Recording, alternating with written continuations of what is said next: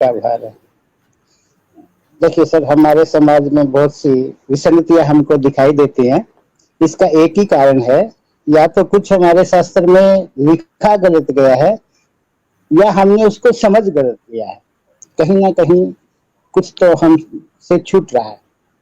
तो जहां तक मैं बात करना चाह रहा था आज शूद्र शब्द पे, मैं उसकी एक परिभाषा देना चाह रहा था। उसमें 2 मिनट का समय लूंगा। शास्त्रों से मैंने जो शूद्र शब्द को जाना है कि शास्त्र शूद्र किसको कहते हैं, मैं 2 उदाहरण लेके चलता हूँ। एक पेड़ की शाखा का लेके चलता हूँ, और एक अपने मानव बच्चे का लेके चलता हूँ। एक पेड़ की शाखा पे 2 कोपले उगी हैं। 2 कोपले अपने समय के साथ बढ़ रही हैं। एक कोपल का विकास रुक जाता है और वो वहीं की वहीं रह जाती है। दूसरी कोपल कली में बदल के फूल बन के खिल जाती है। अब मैं इधर आता हूँ अपने बच्चों की तरफ। 2 बच्चे पैदा होते हैं। पैदा होने के बाद उनका 2 तरह का विकास होता है। एक शारीरिक विकास होता है, एक मानसिक विकास होता है। जब बच्चा बड़ा हो रहा था हमारे घरों में ही, तो हम देखते हैं कि हमारा बच्चा किस तरह की ग्रोथ कर रहा है। बच्चा अगर बिल्कुल नेचुरल है, जो चीज हम सिखा रहे हैं वो सीख रहा है, और समय के साथ हम उसकी जो निपुणता है उससे संतुष्ट रहते हैं, तो हम खुश भी रहते हैं, और समय आने पर उसको गुरुकुल में भी भेज देते हैं कि अब आगे की पढ़ाई आप गुरुकुल में कीजिए। एक दूसरा बच्चा जिसे हम देखते हैं कि ये बच्चे का शारीरिक विकास तो हो रहा है, पर इसका मानसिक विकास उस तरह से नहीं हो रहा है जैसा दूसरे बच्चे का होता है। जो हम सिखाना चाह रहे हैं उसको ये सीख नहीं पा रहे। फिर भी हम बहुत कोशिश करते हैं। अपनी तो सभी लोग अपने संतान के लिए कोशिश करते हैं, फिर भी कहीं कुछ कमी रह जाती है। फिर भी अगर अच्छा प्रभाव है व्यक्ति का, वो भी उसको समय के साथ बच्चों के साथ गुरुकुल में भेज देते हैं कि शायद वहां पे कुछ हो जाए। लेकिन वो बच्चा गुरुकुल में जाकर भी कुछ योग्यता हासिल नहीं कर पाता है, तो गुरुकुल से फिर उसको वापिस कर दिया जाता है कि ये बच्चा निपुणता हासिल करने में कामयाब नहीं हो रहा है। ये जो हमारे 3 वर्ण हैं, ब्राह्मण क्षत्रिय वैश्य, इनकी शिक्षा प्राप्त करने में ये कामयाब नहीं हो पाएगा, तो इसको वापस कर दिया जाता है। तो वो बच्चा फिर, जैसा कि शास्त्र बोलते हैं कि शूद्र की कैटेगरी में रह जाता है। लेकिन अगर हम उस बच्चे को शूद्र माने, और फिर शास्त्र ये भी कहते हैं, जैसे मनुस्मृति 10:65 में कहा गया है, ब्राह्मण शूद्र बन सकता है, शूद्र ब्राह्मण बन सकता है। उसको एक तरीके से हम समझें कि यूं तो सभी बच्चे जब पैदा होते हैं उनको शूद्र की संज्ञा दी गई है। हर बच्चा जब जन्म लेता है तो शूद्र होता है, तो वो शूद्र ही आगे ब्राह्मण क्षत्रिय वैसे बनता है। अगर इस कंटेक्स्ट में जाएंगे तो ये बात सत्य है कि एक शूद्र ब्राह्मण बन जाता है, एक शूद्र क्षत्रिय और वैश्य भी बन जाता है। लेकिन इसका उल्टा नहीं होता है कभी भी। जैसे मैंने पहले वो एक कली और फूल का बोला था।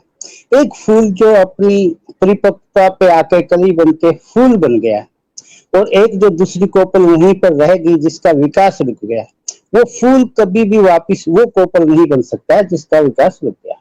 ऐसे ही एक गुरुकुल से शिक्षा प्राप्त किया हुआ ब्राह्मण या क्षत्रिय वो शूद्र नहीं बन सकता है जो कोई भी निपुणता हासिल नहीं कर सका है। शूद्र की जो परिभाषा है वो यही है कि जो तीनों वर्ण की किसी भी योग्यता को हासिल नहीं कर सका है वो शूद्र है। तो ये जो कन्वर्टिबिलिटी का सिद्धांत है ये थोड़ा गलत है। और आज तो मैं इतना ही बोलूंगा। आपने मेरे को समय दिया, धन्यवाद। इस पर फिर आगे में चर्चा करूंगा। आप बोलिए। बिल्कुल बिल्कुल बिल्कुल, आगे चर्चा होगी, क्योंकि आपकी जो मूल समस्या है उस पर बिल्कुल चर्चा होनी चाहिए।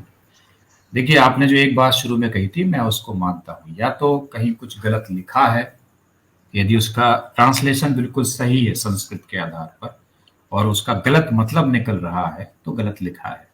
लेकिन अगर उसका ट्रांसलेशन सही लिखा है, ये मान के चलें कि जो लिखा है गलत नहीं हो सकता है, तो फिर हमें ये मानना पड़ेगा कि उसका ट्रांसलेशन गलत हो सकता है। जैसे हम हिंदी में पढ़ रहे हैं, शायद उसका वो मतलब नहीं है जो हम समझ रहे हैं।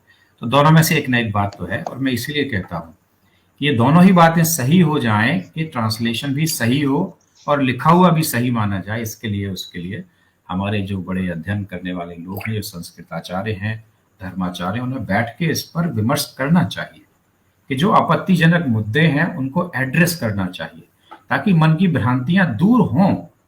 अगर मन की भ्रांतियां मन में बनी रहेंगी तो अंदर मन में कहीं ना कहीं जो जुड़ाव वाला जो एक पुल है वो कभी निर्माण हो ही नहीं पाएगा, क्योंकि मन में कहीं ना कहीं पे वो एक जो अंकुश है लगा हुआ है कि नहीं यार इसमें ये बात गलत लिखी है, तो फिर मैं इनके साथ कैसे खड़ा हो सकता हूँ।